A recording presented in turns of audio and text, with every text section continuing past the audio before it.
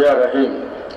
মহান সংস্কারক মোহাম্মদ ইসলামের পুনর্জীবন দানকারী, যুগের ইমাম, আম্বিয়া কেরামদের বেলায়েত লাভকারী, আল্লাহ দেয়া পুরস্কার পূর্ণিমার চাঁদে বাবা দেওয়ানবাগীর জীবন্ত প্রতিচ্ছবি,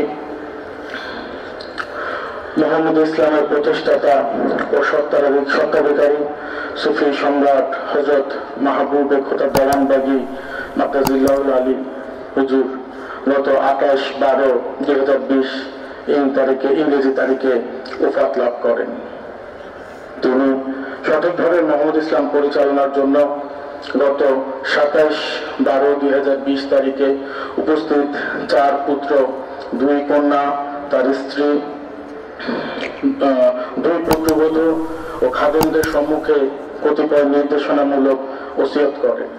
নিম্নে তার ওসিয়ত গুলো উল্লেখ করা হলো। 1, আমি মেজর হুজুরকে মোহাম্মদ ইসলাম পরিচালনার নেতৃত্ব দেওয়ার দায়িত্ব দিয়েছি, আর তোমরা 3 ভাই ও 2 বোন তাকে সহযোগিতা করবে। মেজর হুজুর সকল দরবার, খানকা শরীফ, মজলিস কেন্দ্রীয়ভাবে পরিচালনা করবে, আর তোমরা যার যার স্থান থেকে আঞ্চলিক দরবার সমূহ সঠিকভাবে পরিচালনা করবা। জায়গা জমির সকল কাজ, মামলা মোকদ্দমা কদর দেখবে, প্রশাসনিক সকল কাজও কদর দেখবে। তোমরা ওকে সহযোগিতা করবা। কোনোভাবেই জাকেরদের কোনো কথা শুনে তোমরা কেউ কদরের সাথে কোনো বিরোধিতা করবা না। তোমাদেরকে কুপরামর্শ দিয়ে কদরের পিছনে লাগাবে, তোমরা এগুলো বিশ্বাস করবা না। তামিল অর্থাৎ তাহমিনা সুলতানা জেনেছিলেন আমার কাছে, সাইদুরের স্ত্রী আমার কাছে কদরের নামায় পরীক্ষা বিচার দিত। তামিল অর্থাৎ সাইদুরের স্ত্রী তোমাদের চরম শত্রু। সাইদুরের চেয়ে তামিমটা আরো বেশি খারাপ। ও সাইদুরের স্ত্রী সাইদুরকে সাহস না দিলে সে একা এত কিছু করতে পারত না। 4, আমি তোমাদের 4 জনকে ইমাম বলেছি। বলেছি আমার দরবারে কেউ পীর হবে না। সাইদুর নিজে পীর হওয়ার জন্য এত কিছু করেছে।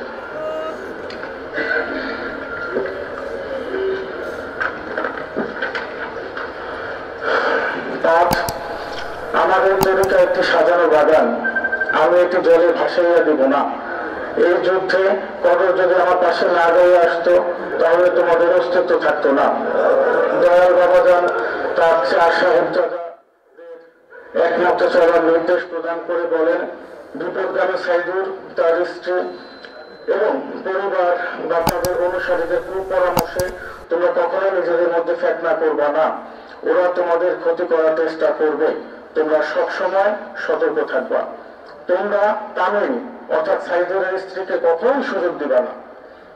তোমরা আমার পক্ষে মোহাম্মদ ইসলামের আমার পরে মোহাম্মদ ইসলাম শেষ না। তোমরা মোহাম্মদ ইসলামকে সামনে আগাইয়া নিবা। তোমরা ইমানের উপর কায়েম থাকবা, কখনোই ইমান হারা হবে না। পরিশেষে কেউ যেন মেজর জোরে বিরুদ্ধাচরণ না করে সেই বিষয়ে দয়াল বাবাজান সবার অঙ্গীকার নেন।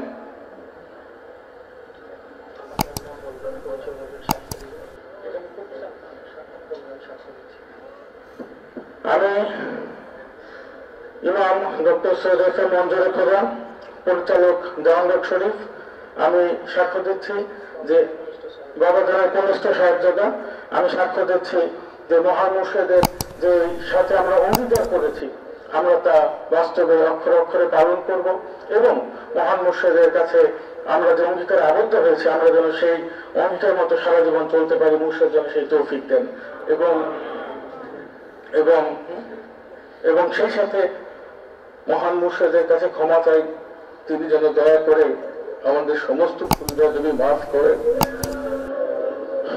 আমরা এই মহামানবের পরম মুবারকে জেনে না জেনে কত ভুল করেছে তিনি যেন আমাদেরকে দয়া করে মাফ করেন।